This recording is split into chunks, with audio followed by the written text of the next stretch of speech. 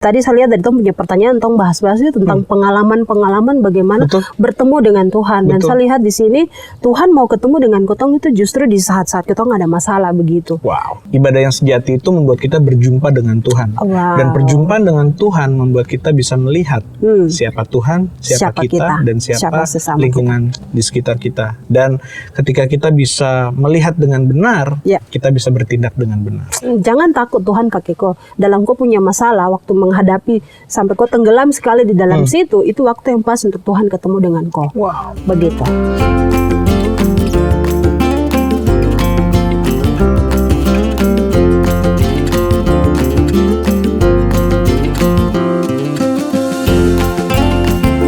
Kacen, siap-siap ya. Sabar dulu Kacen.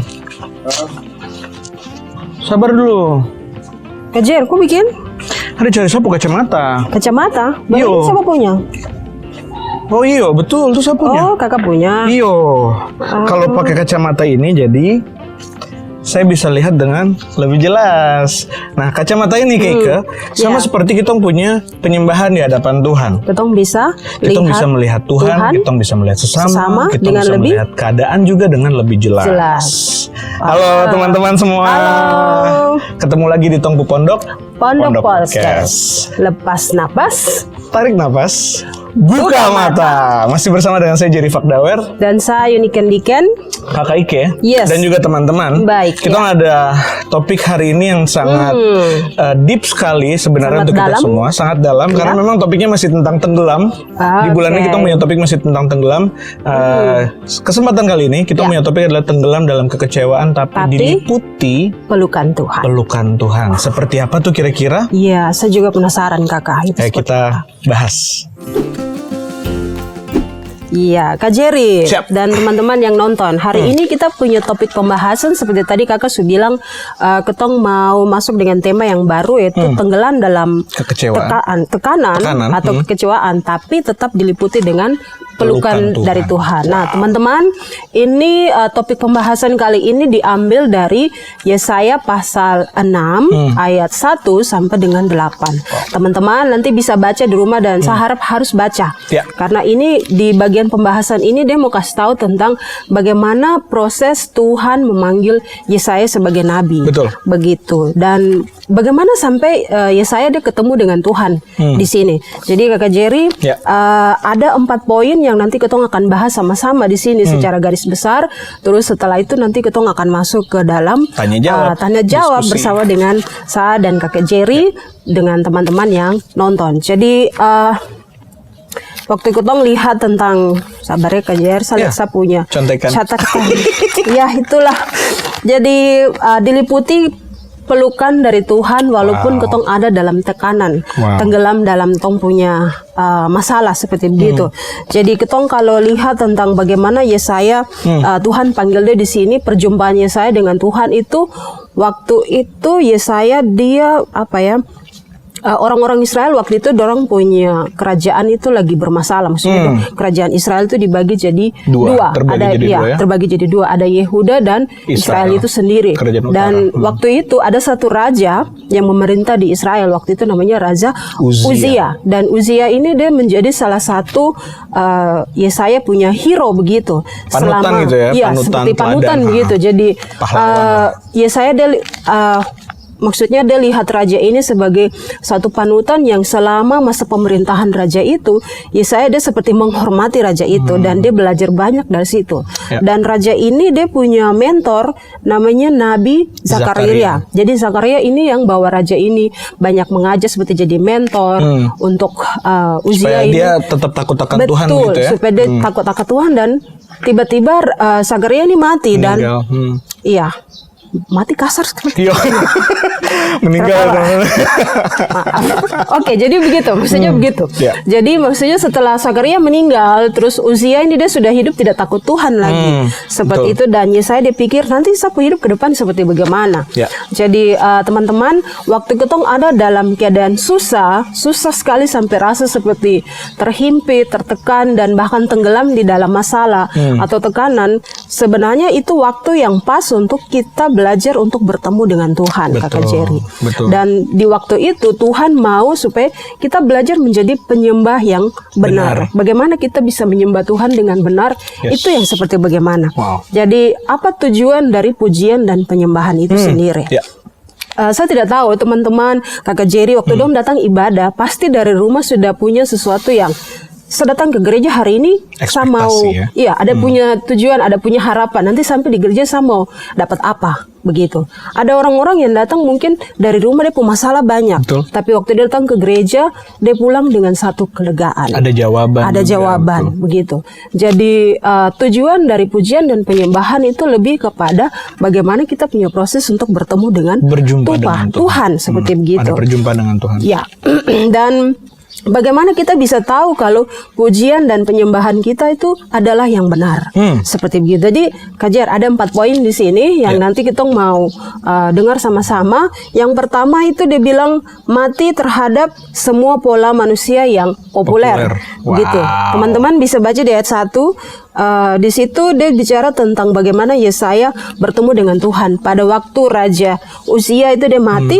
Yesaya melihat Tuhan di tahun yang sama di tahun Raja yang Uzia sama mati. Di waktu itu. Dan tadi saya bilang kalau Uzia ini Yesaya punya pahlawan atau panutan begitu pada waktu itu. Dan ketong bisa lihat di sini kalau ini juga ada catatan di kalau teman-teman baca di 2 Tawarik pasal 16 kalau selama masa pemerintahan itu Raja Uzia ini dia menjadi satu raja yang sukses dalam dia punya masa pemerintahan. Jadi kalau misalnya datang waktu itu mungkin teman-teman di belakang layar mungkin jadi berkesempatan untuk mewawancarai raja, pasti raja dia akan bilang, oh saya sudah bangun ini, oh saya sudah bikin ini. Banyak pencapaian yang dia sudah. Iya, dia sudah buat di masa pemerintahan itu. Seperti itu. Dan waktu itu setelah Zakaria mati, ini kelihatan seperti raja sebenarnya dia rasa seperti, oh selama ini saya bisa bikin semua, saya mampu bikin itu. Jadi dia masuk ke dalam bait Allah dan dia bakar dupa di situ. Setelah Nabi Zakaria mati ya. Terus dan itu Uzia rasa kayak dia bisa bikin apa yang dia mau. Betul. Dan raja dia lupa kalau orang yang bisa masuk ke dalam bait suci, bait Allah itu hanya imam. Begitu. Walaupun dia raja tapi dia tidak bisa masuk ke dalam situ. Dia dapat teguran dan karena dia terlalu dengar akhirnya dia kena sakit kusta. Begitu. Dan setelah itu dia sudah tidak bisa memimpin lagi, dia punya anak yang ganti dia untuk jadi raja. Jadi maksudnya di sini teman-teman, kita punya pujian dan penyembahan itu tidak bisa bergantung kepada orang lain. Kita sendiri.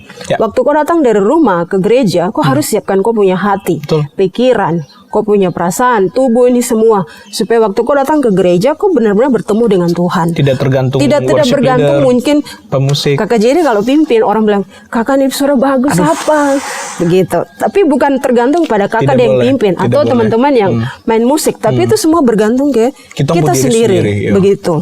Jadi selalu siapkan hati, kau diri baik-baik sebelum kau datang ibadah. Begitu. Itu yang pertama. Yang kedua, melihat Tuhan dengan jelas. Di sini Yesaya melihat Tuhan, bukan dia lihat Raja Uzia. Waktu itu setelah raja dia mati, Yesaya melihat Tuhan dan ini dia mau kasih tunjuk tentang betapa kudusnya dan mulianya Tuhan pada waktu itu. Dan waktu Yesaya dia lihat Tuhan dengan dia diri, dia ini siapa dan Tuhan itu siapa? Ada kesadaran. Ada kesadaran dan dia bilang Tuhan, saya ini orang berdosa begitu. Betul. Saya tidak pantas, tapi kita bisa lihat di sini kalau Tuhan itu dia kudus dan kita ini manusia, kita hidup dalam dosa, kita berdosa. Terus Tuhan itu dia berkuasa, kita ini terbatas. Tidak bisa apa-apa. Kita tidak bisa apa-apa. Kita bisa buat sesuatu tapi ada batas, tapi Tuhan lebih daripada itu. Dan yang berikut Tuhan memenuhi bumi dengan kemuliaan yang tidak terbatas. Manusia mungkin kita punya pemimpin bisa menguasai satu negara atau satu wilayah saja, tapi Tuhan seluruh tanpa bumi. Batas. Jadi bisa baca di ayat 1-4 itu waktu malaikat-malaikat ini dong bilang Tuhan kudus, kudus, kuduslah Tuhan semesta alam. Jadi itu memang waktu dia bilang kudus 3 kali, berarti dia memang menekankan bahwa Tuhan itu benar-benar kudus. Dan kerennya Kakak Ika dan teman-teman, semua kemuliaan Allah ini terlihat di dalam Yesus. Betul. Itu tertulis di Kolose 1 ayat 17. Betul Kakak. Jadi kita bisa lihat di situ bahwa memang Tuhan ini dia benar-benar kudus, dan kita apa sih? Kita tidak sebanding dengan kekudusannya Tuhan. Saya ingat waktu Musa bertemu dengan Tuhan di Gunung Sinai. Kekuasaan kemuliaan Tuhan itu dalam bentuk apa? Kabut yang awan yang menutupi dan orang lihat saja, dengar dia suara saja orang rasa kayak ini mau mati kayak bagaimana seperti begitu. Jadi memang Tuhan punya kekudusan dan kemuliaan itu bisa lihat dan bisa rasa seperti begitu. Kenapa semua ini terjadi pada waktu itu? Di sini untuk kita lihat kalau Tuhan itu benar Maha Kudus dan Maha Mulia. Dan bagaimana pentingnya kita punya hati, kita punya mata, ini semua tertuju pada Tuhan seperti begitu. Dan yang ketiga kita bisa lihat juga bahwa ketika kita masuk dalam penyembahan seperti tadi di awal, itu dia jadi seperti kacamata yang memampukan kita untuk kita bisa lihat Allah, kita bisa lihat manusia yang lain, dan kita bisa lihat keadaan dan diri sendiri juga dengan lebih jelas. Jadi kita bisa punya perspektif yang benar tentang kita punya keadaan. Di sini Yesaya, pertemuan yang ilahi itu selalu menghasilkan pertobatan. Tadi Kak Ika sudah bahas sedikit bahwa ketika dia bertemu dengan Tuhan, sosok ilahi ini yang menjadikan alam semesta ini, Yesaya punya satu langsung kesadaran, saya celaka ini. Saya ini orang yang mulut penuh dengan dosa, dan saya tinggal dengan orang-orang yang mulut juga sama dengan saya. Begitu. Padahal Yesaya ini nabi, dia itu imam yang bertugas di dalam bait Allah, tapi dia langsung punya kesadaran. Nah, sesudah kita bertobat, dari kita punya kesalahan, baru kita terima yang namanya pengampunan. Gitu ya. Terus setiap kali kita bertemu dengan Tuhan, kita diubahkan olehnya. Kita ingat seperti cerita Petrus dalam Lukas pasal 5 ayat 1 sampai 11 di mana dia diubahkan dari penjala ikan jadi penjala manusia. Kita diubahkan jadi siapa diri kita sebenarnya. Saya pernah dengar satu kutipan, satu quote di mana dibilang, kalau kau mau tahu kau punya diri ini siapa, kau harus kenali dulu Tuhan. Waktu kau lihat Tuhan, kau akan ketemu dan kau akan kenal siapa diri kau sendiri sebenarnya. Itu kalau nggak salah C.S. Lewis atau siapa, saya kurang ingat. Nah, di bagian berikutnya itu adalah menangkap pesan Tuhan dan pergi melayani. Waktu Tuhan bicara kepada Yesaya, dia tidak panggil namanya Yesaya, tidak. Tapi Tuhan cuma tanya, siapa yang mau pergi untuk saya utus? Siapa yang mau pergi dan mau saya utus? Begitu. Jadi setiap ibadah yang sejati itu berakhir bukan hanya semata-mata dengan wah tadi pujiannya bagus, makasih ya. Tidak hanya sekedar itu. Bukan itu. Pujian atau ibadah yang benar atau ibadah yang seharusnya terjadi, sewajarnya terjadi di kita punya ibadah sehari-hari, itu adalah berakhir dengan kita terima tugas. Kita menerima penugasan.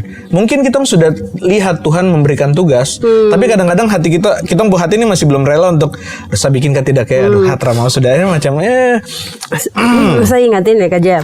Jadi di bagian ini tentang menangkap pesan Tuhan ini biasa di akhir ibadah Bapak Gembala suka bilang, Bapak Jim dan Bapak Franz, ambil waktu 1-2 menit dan coba sharing dengan teman yang ada di samping kiri kanan. Apa yang Tuhan bicara sama kau, apa yang kau dapat hari ini, dan saling doakan. Dan saling mendoakan. Dan bagian itu sebenarnya kenapa tuh dia ada di bagian akhir, supaya waktu ketong datang ibadah tuh memang benar-benar ketong fokus sama Tuhan.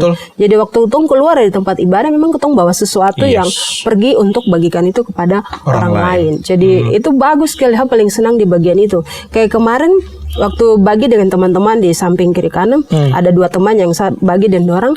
Jadi yang saya dapat itu tanya, jadi apa yang kamu dapat dari pembelajaran hari ini? Ketong 3 serempak bilang diutus Tuhan. Saya bilang, kok bisa? Tuh bisa dapat hal yang sama begitu. Jadi terus waktu Bapak Gembala dia khotbah, dia bilang, jangan sampai kita bilang begini, Tuhan ini saat tapi utus dia. Begitu. Jangan ini aku utuslah dia. Iya begitu. Padahal Tuhan kan tanya siapa yang mau saya utus. Mungkin Tuhan ini saat tapi utus Kak Jerry sudah begitu. Bukan begitu. Maksudnya Tuhan ini saat utus saya. Artinya ada kerelaan hati dan mau siap untuk pergi diutus oleh Tuhan. Nah, kemanapun kita akan diutus oleh Tuhan, tidak berarti ini seperti mungkin diutus masuk ke dalam hutan, ke dalam pedalaman. Tidak. Kau punya sekolah, kampus, kantor, tempat kerja, ataupun hiburan. Misalnya teman-teman adalah influencer, di sosial media, tempat manapun itu jadi teman-teman punya ladang pelayanan. Jadi teman-teman punya tempat untuk melayani Tuhan. Teman-teman menjadi garam dan terang di mana teman-teman berada. Setelah ini Kak Ike, kita akan ada pertanyaan-pertanyaan, kita akan tanya jawab satu dengan yang lain, dan juga teman-teman feel free, silakan untuk taruh di komen untuk jawab, atau nanti bisa DM juga di Instagram. Jangan kemana-mana, ayo setelah ini kita diskusi. Oke, Kak Ike dan juga teman-teman, kita ada beberapa pertanyaan ini untuk Kak Ike nih. Kak Ike pernahkah tidak dipanggil ke kantor kepala sekolah tanpa tahu alasannya kenapa? Pernahkah tidak? Pernah. Jadi saya ingat waktu itu. Sabar. Iya, masih ada. Kira-kira sepanjang Kak Ike perjalanan ke kantor kepala sekolah itu, apa yang Kak Ike rasakan? Jadi begini. Boleh, sekarang boleh cerita. Jadi waktu itu, ini waktu saya SMP Kakak. Jadi dulu SMP itu saya biasa dapat tugas dari guru untuk kalau setiap penerimaan rapot, tugas itu tulis ini nilai-nilai di rapot untuk anak-anak kelas 7, 8 dan 9. Begitu. Jadi itu saya senang sekali dapat tugas itu. Begini satu kali pas kenaikan kelas begini dapat panggil dari punya wakil kepala sekolah. Bukan kepala sekolah sih Kakak, tapi Bapak ini dia panggil, terus saya ke sana, saya menghadap Bapak di perjalanan saya pikir, perasaannya apa tuh? Panik kah atau apa? Gelisah, jangan-jangan saya ada salah tulis di rapor. Apalagi kalau orang tua dong lihat baru bilang kenapa ternyata guru yang tulis, baru suruh anak murid yang tulis. Jadi harus pikir ini pasti ada apa-apa ini. Sampai di sana begini datang dengan Bapak permisi. Mari duduk. Saya bilang iya. Gue kaki sudah mentar. Sudah salah. Terus Bapak bilang jadi Bapak mau bilang ini, jadi harus siap begini. Tiba-tiba Bapak sodor hadiah begini. Saya bilang, Bapak ini apa? Ini hadiah. Hadiah apa?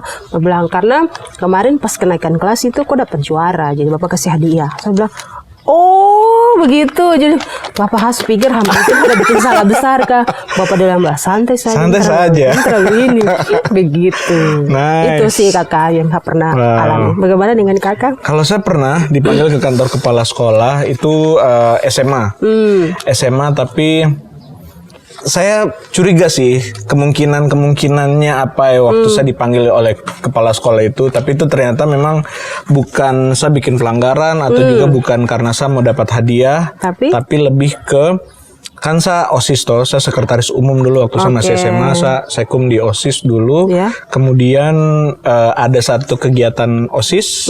Class meeting begitu. Jadi kayak sudah selesai ujian tapi belum terima raport. Jadi ada class meeting. Nah, itu jadi kita kayak kepanitiaan class meeting cuma kayak dikasih tahu sama kepala sekolah, "Oh, kalian dapat sponsor gini."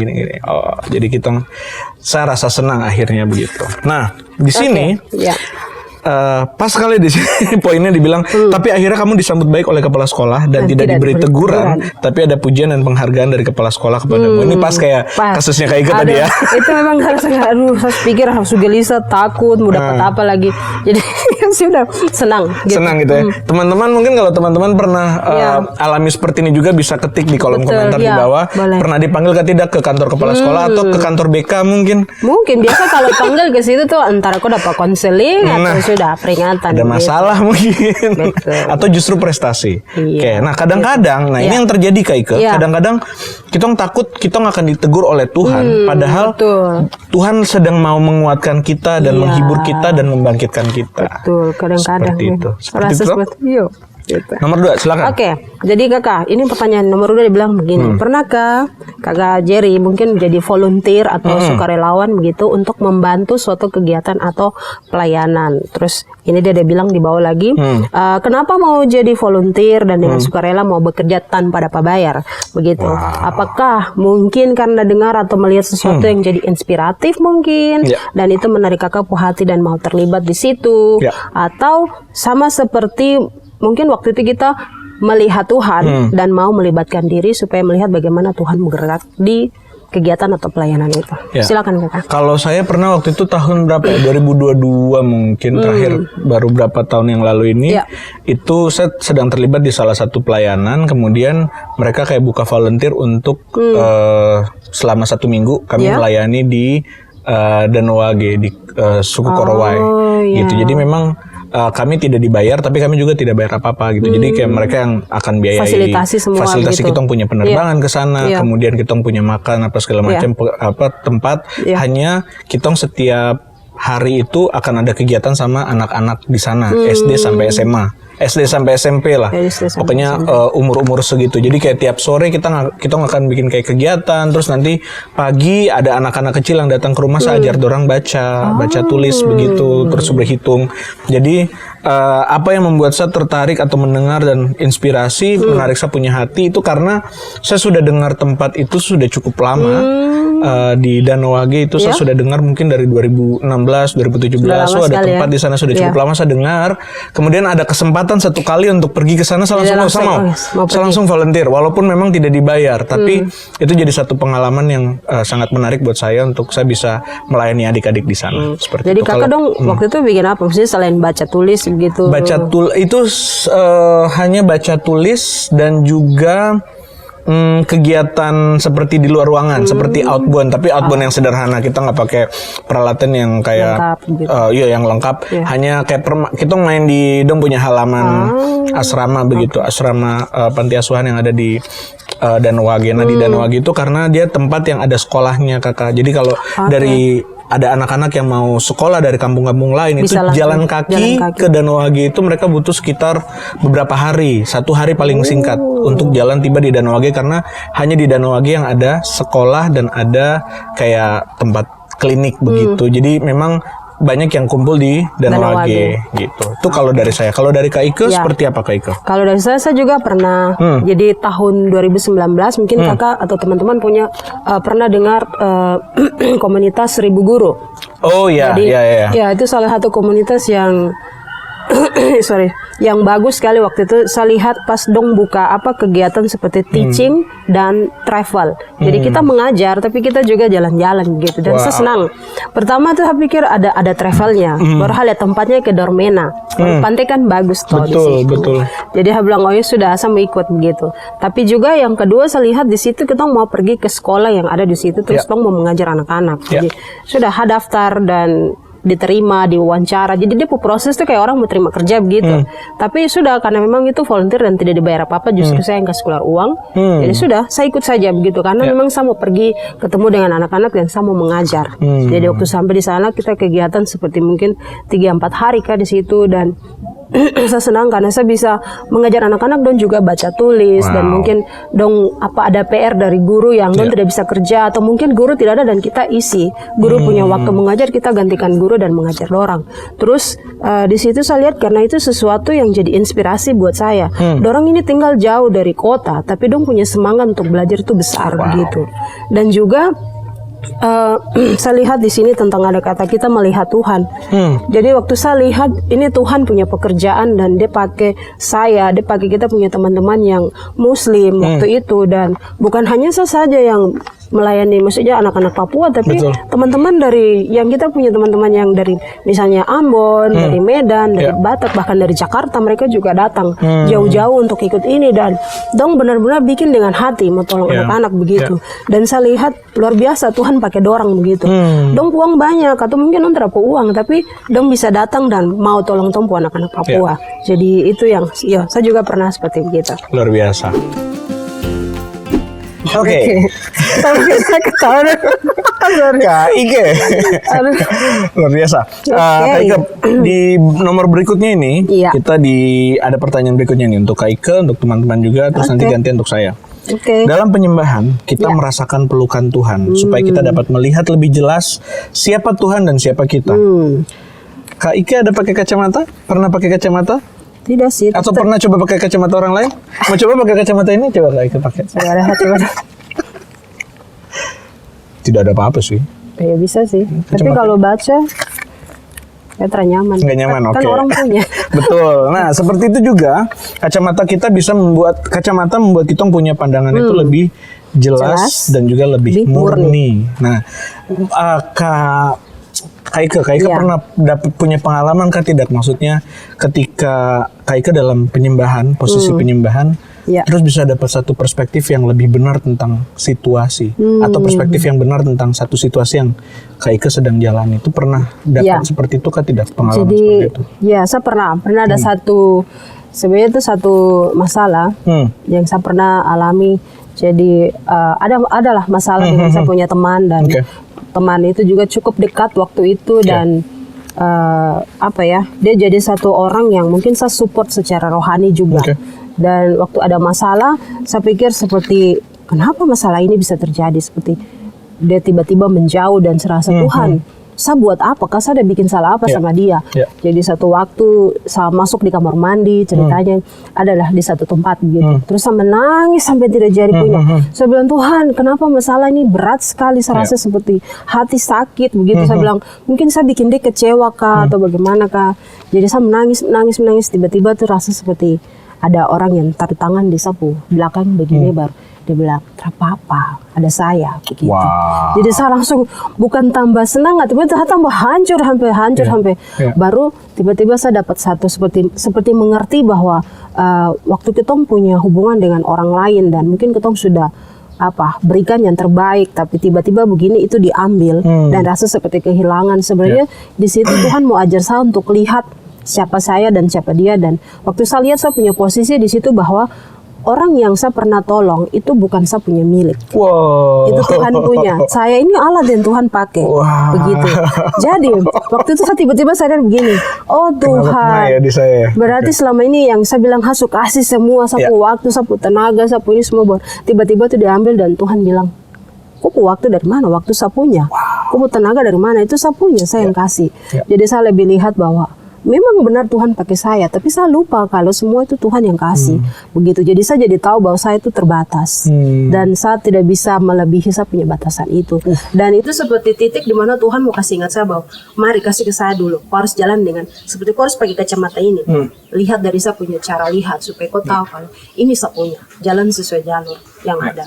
Seperti begitu. Jadi waktu saya masuk dalam menangis itu dan saya lihat bahwa ternyata Tuhan itu dia memang datang dan dia peluk saya. Dia bukan seperti kau sudah bikin salah aja sudah saya hukum kau begini, saya tidak mau kembali sama kau. Tapi tidak, justru di situ waktu yang tepat untuk dia datang dan dia mau peluk saya. Jadi itu yang saya rasakan.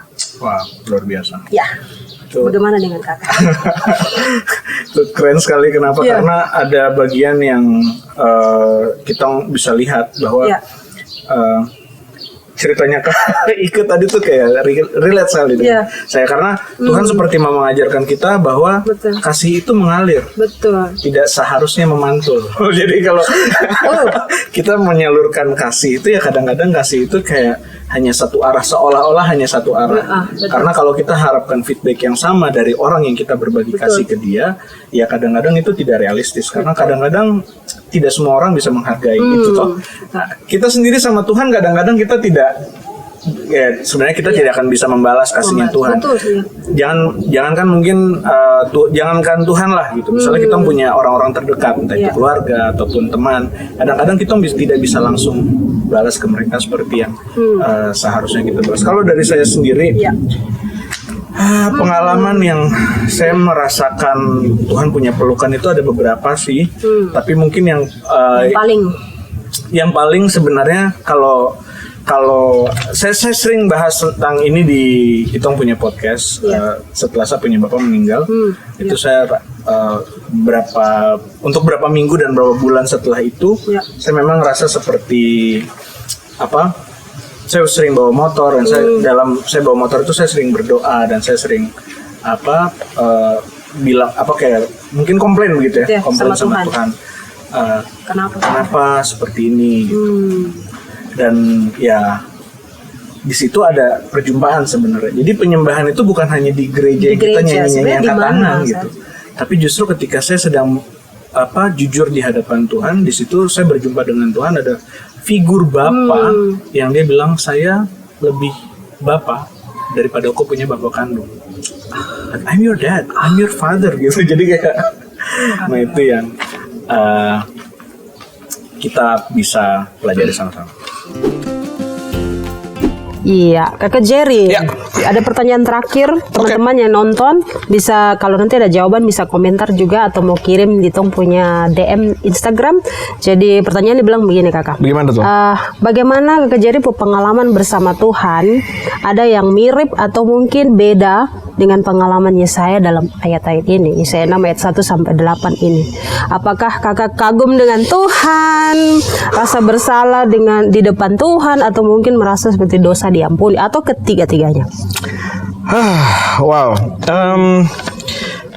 Mungkin kalau berjumpa seperti yang Yesaya alami gitu ya, lihat Tuhan dengan dia punya jubah dengan malaikat serafim dan lain-lain, mungkin belum sampai sebelak-belakan itu. Cuma ada momen-momen, mungkin kayaknya baru minggu-minggu kemarin ini sih, dimana saya berjumpa Kak Ike. Saya sering share di Komsel bahwa saya struggle dengan saya punya waktu dengan saya punya keluarga betul. Orang rumah lah, saya punya mama dan adik-adik perempuan. Jadi saya memang suka share itu di Komsel. Saya suka share itu dengan saya punya, mungkin ada beberapa teman-teman yang berdoa dengan saya. Dan itu sempat terjadi Kak Ike dan juga teman-teman, ada momen saya berjumpa dengan Tuhan di dalam keluarga. Dan itu baru terjadi. Dan bagaimana itu Kak? Itu itu luar biasa sebenarnya. Itu sebenarnya kan luar biasa. Orang sendiri-sendiri teh. Aduh. Pulang ke rumah terus biasanya masuk kamar langsung dengan pintu, laptop selesai. Kerja ataupun nonton ataupun tidur gitu biasanya gitu. Tapi puji Tuhan ada momen di mana sempat akhirnya kita ada momen kita bisa pujian penyembahan bareng-bareng di rumah. Walaupun dulu kalau waktu masih kecil tuh sering sekali kita tiap malam pujian penyembahan dan baca Alkitab sama-sama. Jadi ada momen ketemu dengan Tuhan di dalam persekutuan di dalam rumah, gitu, dengan keluarga. Dan mungkin pengalaman itu atau momen itu saya jadi punya kesempatan untuk sampaikan saya punya permintaan maaf ke saya punya mama, kayak gitu. Itu momennya syahdu. Syahdu sekali. Dan memang betul-betul tulus saya minta maaf sama mama, sama adik-adik juga. Kemudian sebenarnya minta maafnya bukan karena kayak saya bikin kesalahan apa, bukan. Besar gitu. Tapi mungkin kayak kurang komunikasi atau kurang ngobrol, kurang bicara gitu. Saya bisa bicara dengan orang di luar, tapi dengan orang di rumah sendiri saya juga harus punya waktu. Yang saya juga masih harus belajar banyak untuk bisa berkomunikasi sebagaimana manusia pada umumnya. Kaum introvert kita lah, kayak kita lah ya, kayak agak susah gitu. Nah, tapi saya punya pengalaman yang saya berjumpa dengan Tuhan tuh seperti itu. Maksudnya di dalam keluarga, dalam komunitas gitu ya, di mana saya bisa kekaguman dengan Tuhan. Yang saya lihat adalah Tuhan kasih ke saya satu keluarga jadi seperti support system untuk saya sebagai pribadi. Dan juga rasa bersalahnya sih mungkin lebih kayak saya harus bisa lebih punya kasih waktu untuk dengan saya punya mama begitu ya. Terus saya punya adik-adik yang di rumah. Terus saya memang mama juga lepaskan pengampunan. Iya Jer gitu gini. So sweet sih. Aduh. Ada tisu Kak? Ada. Banyak. Kalau Kak Ike kira-kira gimana? Kak Ike pernahkah tidak alami momen perjumpaan dengan Tuhan seperti yang Yesaya alami? Kalau saya sih saya tidak sampai lihat Tuhan seperti yang Yesaya lihat ya pada waktu itu. Tapi pernah mengalami bagian ini kagum dengan Tuhan. Jadi Kajar, ini kejadian bulan Juni kemarin. Jadi satu sudah berapa tahun ini saya berdoa untuk saya mau tinggal sendiri. Karena selama ini kan saya tinggal dengan saya punya mama dan adik-adik gitu. Jadi saya berdoa, Tuhan, kapan saya bisa tinggal di rumah sendiri? Maksudnya entah rumah sendiri atau rumah sewa lah seperti begitu. Penting saya bisa tinggal sendiri. Dan berapa tahun belakangan ini memang saya coba untuk usaha bikin itu. Seperti cari rumah, dapat sudah DP begini. Uangnya dikembalikan, tidak bisa masuk tinggal. Terus sampai di bulan Juni kemarin itu tiba-tiba seperti langsung Tuhan bicara depan saya. Menyimpan angkat kok barang dan kok keluar dari rumah. Begitu. Dan itu situasinya ada peneguhan gitu ya, ada konfirmasi akhirnya. Jadi berapa tahun saya coba bilang, Tuhan saya keluar kah begitu. Saya coba keluar tapi selalu balik ke rumah, Saya bilang, jadi maksudnya Tuhan saya mau tinggal terus di sini. Saya juga capek, saya menderita. Maksudnya ada masalah banyak, ada adik-adik banyak. Saya bilang kapan saya bisa tinggal sini supaya ketong yang introvert ini tidak bisa bersosialisasi dengan orang. Maksudnya bukan itu pelarian begitu. Tapi saya butuh saya punya space sendiri supaya mungkin saya bisa fokus kerja, saya juga bisa kembangkan saya punya diri sendiri, saya bisa buat apa begitu daripada harus di rumah terkekang di dalam satu lingkungan yang itu saja begitu. Dan akhirnya pada waktu itu memang ada satu masalah yang terjadi di bulan itu, dan masalah itu memang dia bikin saya tertekan sekali dan rasa seperti tarik nafas saya setengah mati, tidak bisa. Dan waktu itu tiba-tiba suara itu bilang menyimpan barang dan keluar dari rumah. Dan itu seperti hati tidak tunggu lagi seperti ini Tuhan yang bicara kah atau bukan kah. Jadi saya langsung angkat sapu barang dan sudah saya jalan dari rumah. Saya keluar dari rumah waktu itu. Dan sekarang puji Tuhan saya tinggal sendiri dan saya menikmati waktu sendiri. Waktu saya tinggal sendiri di rumah itu. Dan tempat yang saya tinggal itu sebenarnya sudah jadi satu pokok doa yang dari dulu waktu saya masih sekolah saya sudah berdoa untuk rumah itu. Dari sekolah? Dari waktu saya sekolah. Jadi tempat itu saya punya tempat main dulu. Jadi waktu saya sekolah waktu kira-kira SMA lah. Dan saya lihat rumah itu, saya bilang Tuhan, saya suka sekali dengan rumah ini. Saya mau tinggal di sini. Tapi kapan begitu? Jadi ternyata itu tercapai di bulan Juni kemarin. Jadi saya masuk di rumah itu pas saya ingat tanggal 1 Juli. Jadi waktu saya masuk saya bilang Tuhan, jadi akhirnya saya masuk tinggal di rumah ini begitu. Dan Kakak Jer tahu itu saya baru sadar tadi waktu tong diskusi di belakang. Betul. Jadi saya ingat, ini dulu saya pernah doakan dan sekarang saya lagi hidupi itu. Dan saya lihatnya lebih kagum ke Tuhan tentang Tuhan dia buat itu indah pada waktunya. Jadi waktu barang itu kok datang saya cuma terima bersih. Rumah yang saya coba ada tumpu kakak ketua komsel, kakak dia usaha keras sekali untuk bisa tolong saya supaya saya bisa dapat rumah yang lain ya. Rumah yang lain ya, bukan rumah yang ini. Terus usaha begini terjadi baru yang mau tinggal saya, tapi waktu terjadi yang kecewa, kakak dia yang kecewa sampai begitu. Jadi cuma ya sudah lah, mungkin itu bukan hak rumah begitu. Dan setelah itu memang rumah yang sekarang tinggal juga tidak seperti saya bisa gak masuk tinggal, ada orang semua, tidak. Jadi tunggu saja barang itu udah datang, orang yang punya bilang kakak bisa masuk, rumah sudah dibersihkan, jadi kok tinggal masuk tinggal. Jadi saya begini, Tuhan saya tidak usaha apa-apa, saya cuma angkat barang masuk dalam rumah itu. Baru waktu saya keluar tidak bawa seperti mungkin panci atau apa, tidak bawa satu pun, saya cuma bawa berapa potong pakaian saja. Dan waktu saya masuk di rumah saya dapat kipas angin, saya dapat kasur, dapat rice cooker, saya dapat piring. Jadi saya cuma sudah ada berkat Tuhan yang tumbuh di dalam situ. Saya cuma menikmati. Makanan juga ada dan tempatnya strategis. Saya mau pergi ke pasar, saya mau pergi ke mall, saya mau pergi ke apotik, saya mau jalan, mau olahraga, kompleksnya juga bagus begitu dan aman. Dan orang yang tinggal di sekitar di situ juga orang yang saya kenal sudah lama sekali. Jadi seperti saya cuma terima saja barang ada di depan begini. Jadi kagumnya itu Tuhan sediakan semua indah pada waktunya. Amin. Begitu. Luar biasa gitu kakak. Nah, itu dia kita punya podcast di episode kali ini. Tentang sekarang kita masuk ke dalam kesimpulan. Kak Ika ada kesimpulan dari kita punya podcast? Tadi saya pikir-pikir, sebenarnya belum dapat kesimpulan sih kakak. Tapi yang saya belajar dari pembahasan di topik kali ini tentang tenggelam dalam tekanan, tapi diliputi pelukan Tuhan. Kemarin waktu saya belajar, saya pikir tentang ini, diliputi pelukan Tuhan ketika berada dalam tekanan. Begitu. Jadi pembahasan hari ini yang saya belajar itu tentang ini. Ketika ketong punya masalah hidup, masalah itu bikin ketong semakin terhimpit, tertekan, bahkan tenggelam di dalam masalah itu. Sebenarnya itu adalah waktu yang pas untuk ketong bertemu dengan Tuhan. Begitu. Jadi tadi saya lihat dari tong punya pertanyaan, tong bahas-bahas itu tentang pengalaman-pengalaman bagaimana bertemu dengan Tuhan. Dan saya lihat di sini Tuhan mau ketemu dengan ketong itu justru di saat-saat ketong ada masalah begitu. Dan itu memang waktu yang pas untuk ketong datang sama Tuhan dengan hati yang tulus, yang murni. Dan di situ ketong bisa lihat siapa ketong di depan Tuhan dan siapa Tuhan di depan ketong begitu. Dan saya belajar bahwa saya ini terbatas, Tuhan tidak terbatas. Dan waktu Tuhan rubah saya punya hidup, Tuhan tidak hanya buat itu dari versi, maksudnya Tuhan saja yang buat sendiri, tapi Tuhan juga mau lihat saya punya langkah iman begitu. Seperti yang Petrus waktu dia punya proses dari penjala ikan ke penjala manusia, Petrus bilang sama Yesus begini, karena Bapa yang suruh jadi saya buang jari. Berarti di situ yang saya lihat bahwa Tuhan mau buat sesuatu, tapi Tuhan juga lihat ketong punya kerelaan hati untuk mau bertindak. Begitu. Jadi waktu saya bilang saya tidak seharusnya bilang Tuhan ini saat tapi utus kakak Jerry, bukan begitu. Dan Tuhan juga tidak datang langsung bilang Ike ini kok tugas kok pergi, tidak. Tuhan kasih tawarkan dulu. Tuhan tawar, kok mau kah tidak.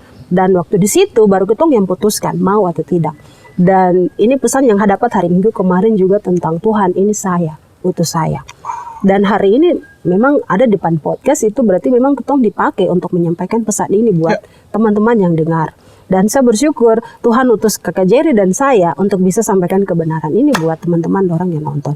Jadi jangan takut Tuhan kakekku. Dalam kau punya masalah, waktu menghadapi sampai kau tenggelam sekali di dalam situ, itu waktu yang pas untuk Tuhan ketemu dengan kau. Begitu. Itu dari saya. Bagaimana dengan kakak? Kalau dari saya kesimpulan yang saya bisa tarik adalah ibadah yang sejati itu membuat kita berjumpa dengan Tuhan. Dan perjumpaan dengan Tuhan membuat kita bisa melihat siapa Tuhan, siapa kita, dan siapa lingkungan di sekitar kita. Dan ketika kita bisa melihat dengan benar, kita bisa bertindak dengan benar. Gitu. Oke, untuk teman-teman semua, itu kita punya pembahasan di podcast kita di di episode kali ini, episode 29. Untuk teman-teman jangan lupa untuk sebarkan, share podcast ini, linknya ke grup WhatsApp keluarga, teman-teman kompleks, teman-teman kampus, teman-teman kantor, supaya makin banyak orang yang terima kebenaran firman Tuhan ini, bahwa Tuhan mau berhubungan secara pribadi dengan teman-teman, dan ketika teman-teman mengenal Tuhan secara pribadi, teman-teman bisa lihat diri teman sebenarnya siapa, diri teman-teman sebenarnya siapa, dan di situ teman-teman punya kerelaan untuk diutus oleh Tuhan. Jadi Kak Jer, kita punya ada juga ini bagaimana supaya kita bisa bagi kebenaran ini, ada kita punya sosmed juga. Teman-teman dong bisa ada tong punya Instagram. Instagram ada juga YouTube terus ada juga TikTok, ada Spotify juga. Jadi teman-teman waktu kamu nonton video ini, kalau misalnya kamu ada kasih like, jangan lupa. Kalau kamu merasa ini jadi berkat buat kamu, jangan lupa untuk kamu like dan kamu juga bagi ini ke orang lain. Atau mungkin kamu merasa seperti saya juga punya pengalaman yang bagaimana bisa berjumpa dengan Tuhan, bisa ketik di kolom komentar atau mungkin DM di kita punya Instagram atau mungkin di TikTok juga bisa. Atau ada yang perlu untuk didoakan, bisa juga nanti kita akan lihat itu dan kita bisa tolong teman-teman. Seperti begitu. Seperti itu ya. Jadi ketemu lagi di episode-episode berikutnya di Tong Punya Pondok Podcast.